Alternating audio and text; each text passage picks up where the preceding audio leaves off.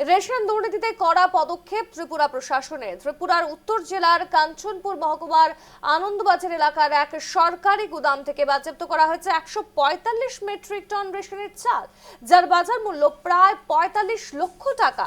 মহকুমা শাসক আশিস কুমার বিশ্বাসের নির্দেশে স্টোর কিপার প্রণয় মাসা, চিফ ফুড ইন্সপেক্টর গুণরাম মালসোম এবং লাল রিংপুইয়া রিয়াং সহ 5 জন রেশন ডিলারকে বরখাস্তের শোকজ নোটিশ জারি করা হয়েছে।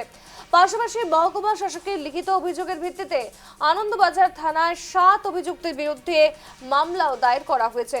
ত্রিপুরার সরকারি রেশন ব্যবস্থায় এত বড় দুর্নীতির অভিযোগ প্রকাশ্যে আসায় গোটা রাজ্য জুড়ে ব্যাপক চাঞ্চল্যের সৃষ্টি হয়েছে এবং পুলিশ এই চক্রের সঙ্গে আরও কেউ জড়িত আছে কিনা তা খতিয়ে দেখছে।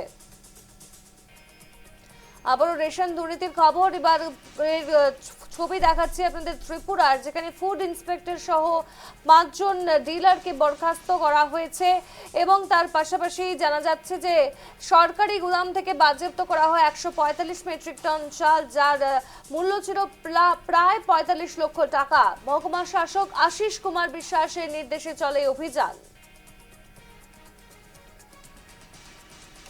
যারা আমাদের সন্দেহের তালিকায় ছিলেন প্রত্যেকেই সাসপেন্ডেড। আমার যে 5 জন ডিলার যারা চালটা লিফট করেছে ওদেরকে সাসপেন্ড করা হয়েছে এবং নিয়ারেস্ট যে ডিলার আছে ওদের সঙ্গে ট্র্যাক করে দেওয়া হয়েছে যাতে কনজিউমারদের কোনো অসুবিধা না হয়।